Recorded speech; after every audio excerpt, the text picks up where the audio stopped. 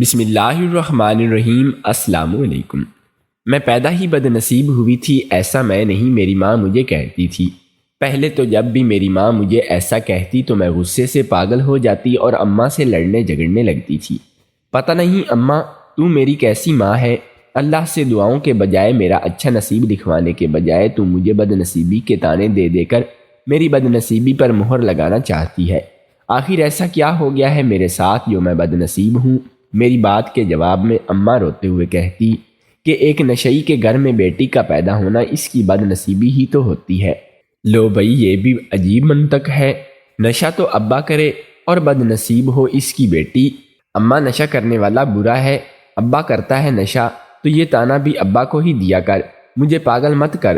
نادان تھی، بھولی بھالی سی تھی، تب یہ دنیا اور اس دنیا کے رنگ نہیں جانتی تھی، اسی لیے ماں جب پریشان ہوتی تو وہ اپنی پریشانی اور سوچوں میں غرق مجھے بد نصیب کہتی تو میں اس سے لڑنے لگتی تھی۔ لیکن آج مجھے بھی یقین ہو گیا تھا کہ میں بد نصیب ہوں۔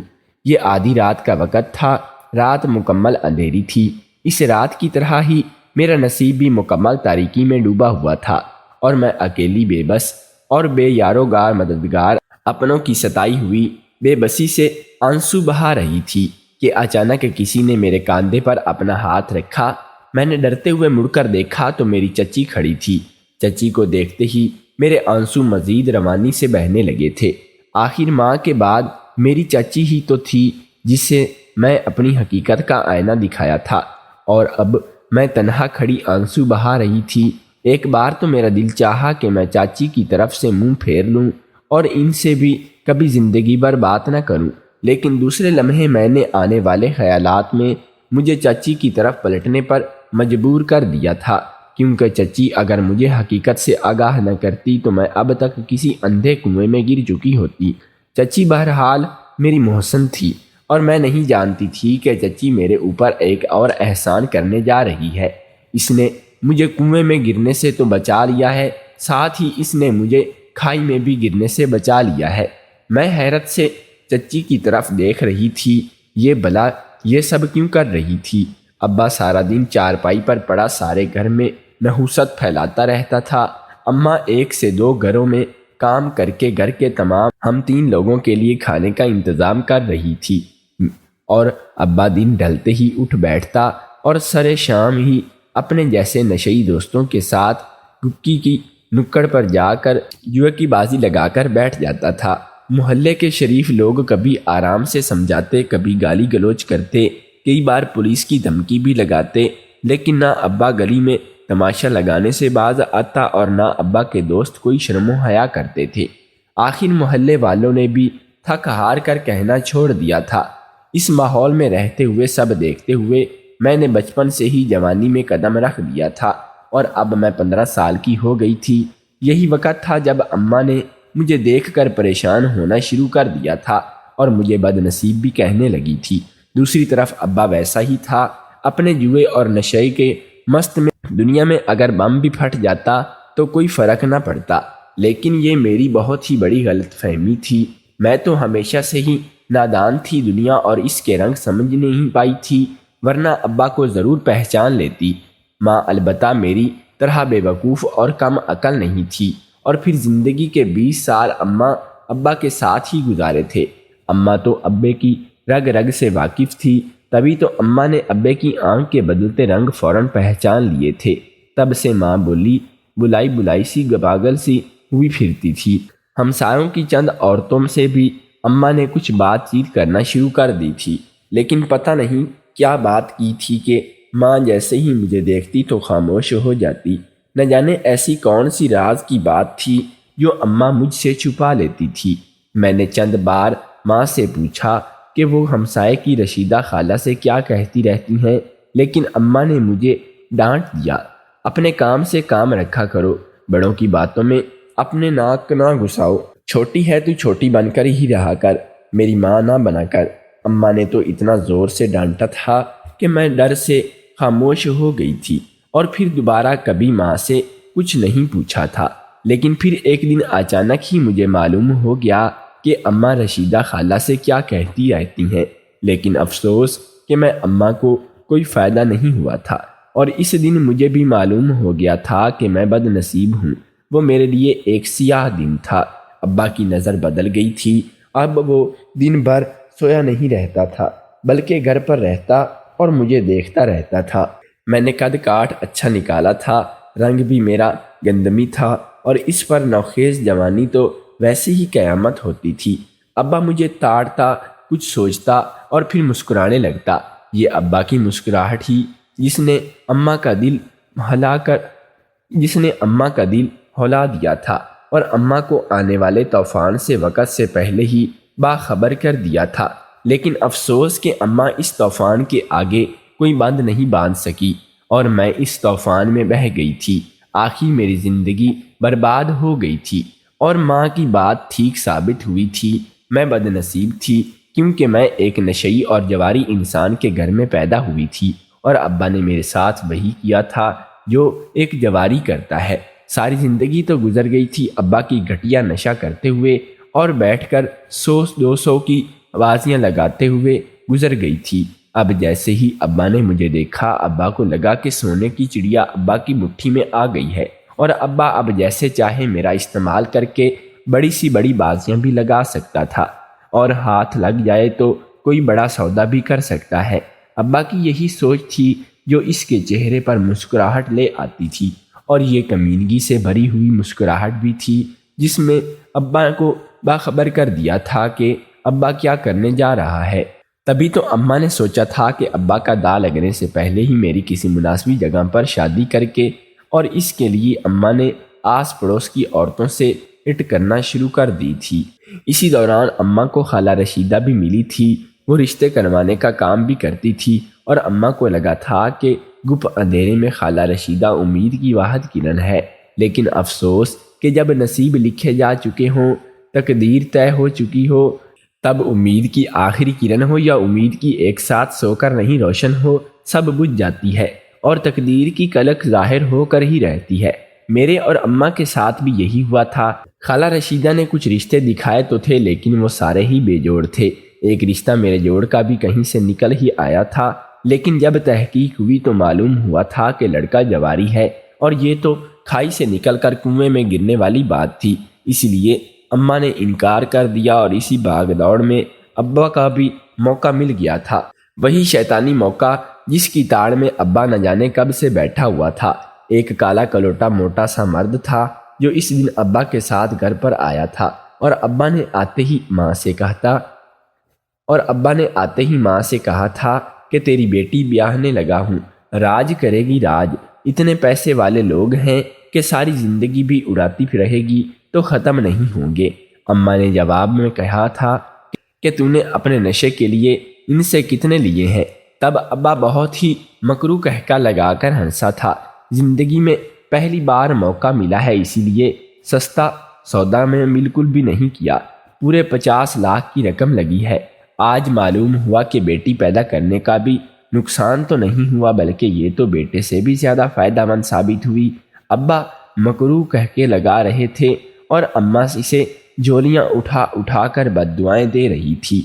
دوسری طرف میں ڈری سہمی کھڑی آنسو بہا رہی تھی۔ وہ کالا کلوٹا سا ڈرونا سا آدمی اپنی مونچھوں کو بل دیتے ہوئے مجھے تولتی ہوئی نظروں سے سر سے لے کر پیر تک گور رہا تھا۔ میں اپنی ساری بے وقوفیوں سے نکل کر ایک دم سے سمجھدار ہو گئی تھی۔ یہ ایک اتنی بھیانک حقیقت تھی جس میں مجھے یک لخت ہی دنیا کی حقیقت نہ صرف دکھائی تھی بلکہ سمجھا بھی دی تھی، لیکن افسوس یہ ہے کہ بہت دیر ہو چکی تھی اور میں سب جانتے اور سمجھتے ہوئے بھی اتنی بے بس تھی کہ اپنے آپ بچا نہیں سکتی تھی۔ میرے اختیار میں صرف آنسو بہانا تھا اور میں وہ آنسو بہائے جا رہی تھی۔ میری ماں ویسے تو بہت ہی سمجھدار تھی لیکن وہ بہادر نہیں تھی، اس لیے وہ یہ سب دیکھ کر برداشت ہی نہ کر سکی اور بے ہوش ہو گئی۔ نہ دیکھ سکے گی نہ تکلیف ہوگی، لیکن میں تو بے ہوش بھی نہیں ہو رہی تھی۔ میری تو بس آنسو بہاتے یہی سوچ رہی تھی کہ جب دشمن ہی اپنے ہوں تو پھر انسان کو بچائے گا کون؟ آخر اپنے ہی تو مشکلوں میں ساتھ دینے والے ہوتے ہیں، لیکن یہاں تو مجھے میرا اپنا باپ ہی مشکل میں ڈال رہا ہے۔ نہیں، مشکل میں نہیں، موکلوں سے تو انسان نکل آتا ہے، یہ تو مجھے جہنم میں ڈال رہا ہے، تو پھر کون بچائے؟ بس اللہ ہی میرا آسرا ہے۔ بہت ہی دکھی دل کے ساتھ تڑپتے ہوئے میں زبان سے یہ الفاظ نکلے، اور دکھی دل کی آہ تو عرش ہلا دیتی ہے۔ اللہ نے میری بھی سن لی تھی اور میرے لیے ایک مددگار بھیج دیا تھا۔ یہ میرا چچا تھا، ساتھ والے گاؤں میں رہتا تھا، اور بس 2 سال بعد ہی کبھی ابا سے ملنے آتا تھا، اور آج بھی کہیں سے بھوکا بھٹکا چلا آیا تھا۔ اللہ نے اسے میرے لیے فرشتہ بنا کر بھیجا تھا، اور میں حیران پریشان تھی۔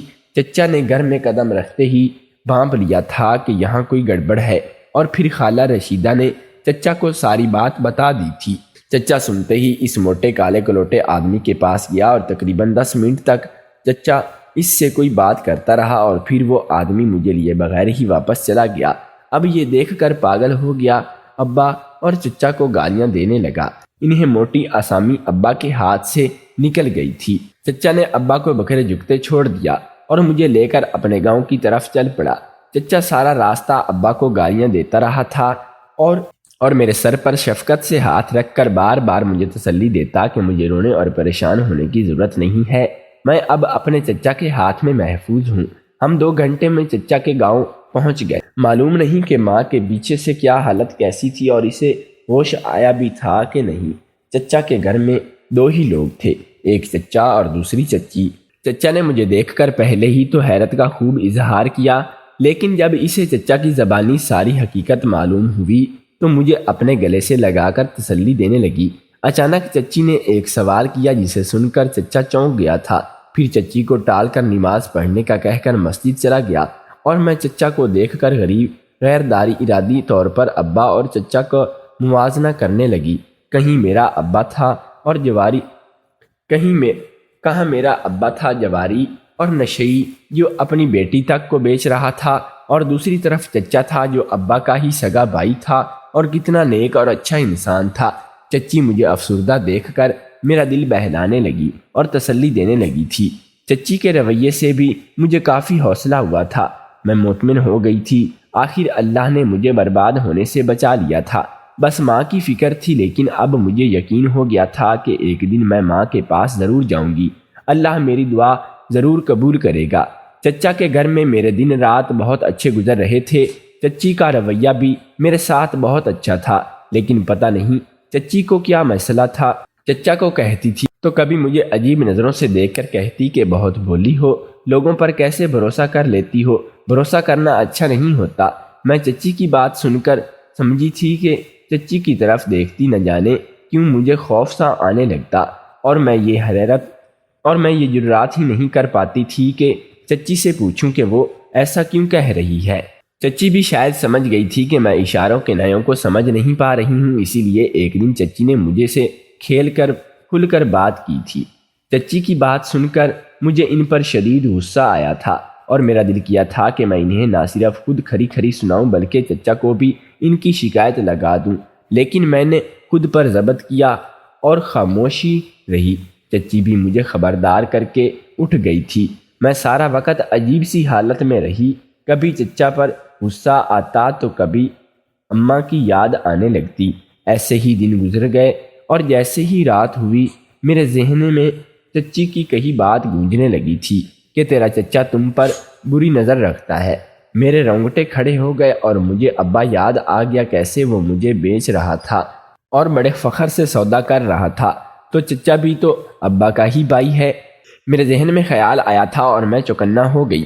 ایک دم سے چچی کی بات ٹھیک لڑنے لگی تھی، اور چچی تو مجھے پہلے دن سے ہی باخبر کر رہی تھی، لیکن یہ نادان تھی، چچا کی نیکی کو کچھ زیادہ ہی نیکی سمجھ رہی تھی۔ جب سگا باپ بھروسے کے قابل نہیں تھا تو مجھے چچا پر بھی آنکھیں بند کر کے یقین نہیں کرنا چاہیے تھا۔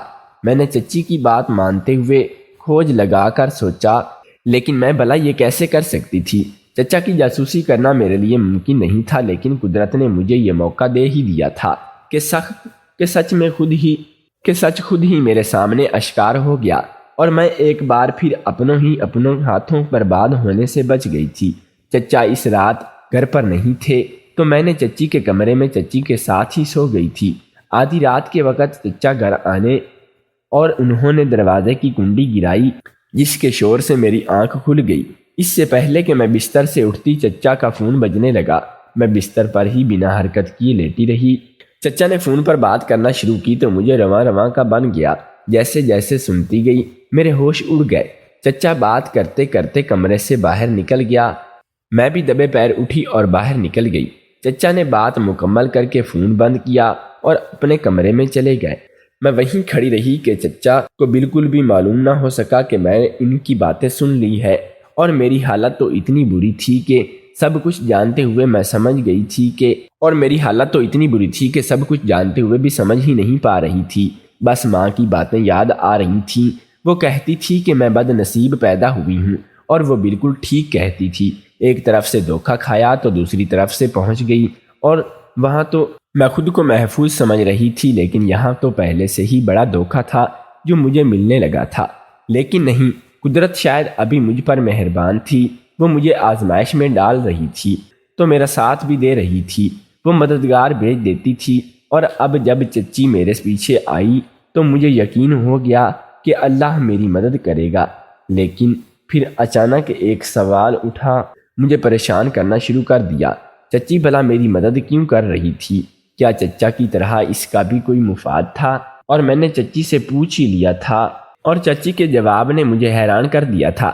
چچی کہتی تھی کہ چچا کی مجھ پر بری نظر ہے، اور چچی بالکل ٹھیک کہتی تھی۔ چچا کی نظر اور نیت میرے لیے دن ہی سے بری تھی، بالکل ابا کی طرح۔ چچا بھی میری جوانی اور خوبصورتی سے پیسہ کمانا چاہتا تھا، بس فرق صرف اتنا تھا کہ ابا نے مجھے ایک آدمی کو بیچنے کی کوشش کی تھی، اور چچا مجھے لوٹنے پر ہی بیچنا چاہتا تھا۔ ابا نے میرا سودا 50 لاکھ میں طے کیا تھا، اور چچا یہی سادہ 70 لاکھ میں کر رہا تھا۔ چچی کو بھی چچا پر اس دن شک ہوا تھا جب چچی نے آدھی رات کو چچا کو میرے کمرے سے باہر نکلتے دیکھا، اور پھر چچی نے چچا پر اور مجھ پر نظر رکھنا شروع کر دی تھی۔ چچی کو پہلے تو مجھ پر بھی شک تھا، لیکن یہ شک دوسرے ہی دن دور ہو گیا جب چچی نے دیکھا کہ چچا میرے سوتے ہوئے بھی میری تصویریں بنائے اور کسی کو بھیج دی تھی۔ پھر چچی نے چچا کو کسی سے فون پر سودا طے کرتے ہوئے بھی سن لیا تھا، اور پھر دوسرے ہی دن چچا نے مجھے خبردار کر دیا تھا کہ آج میں یہاں کھڑی تھی لٹی پٹی ہوئی سی۔ زندگی میرے لیے ہر بار ایسی ہی ہوتی تھی کہ میں آگے چلتی تھی تو کنواں، اور پیچھے جاتی تھی تو پیچھے کھائی ہوتی تھی۔ اب میں کہاں جاؤں گی؟ ماں کے پاس کیسے جاتی کہ چچا نے ہی بتایا تھا کہ اس دن کے بعد سے ماں جب ہوش میں آئی تو حرکت کرنے کے قابل نہیں تھی، اور اسے فالج ہو گیا تھا، اور کوئی دیکھ بھال کرنے والا بھی نہیں تھا۔ اس لیے محلے داروں نے کسی اولڈ ہاؤس میں ڈال دیا تھا، اور ابا تو تھا ہی چچا کا ہی بھائی، اور میرے پاس کون سا راستہ تھا؟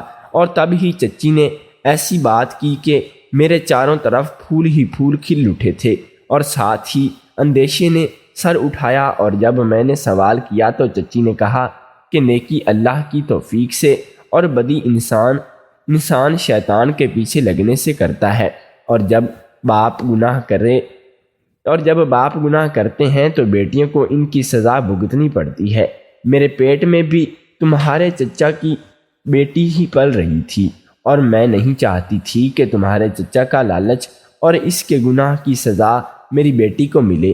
اس لیے میں اپنے بھائی کی رضامندی اور اس کی مدد سے ہی تمہیں اس دلدل سے نکال رہی ہوں۔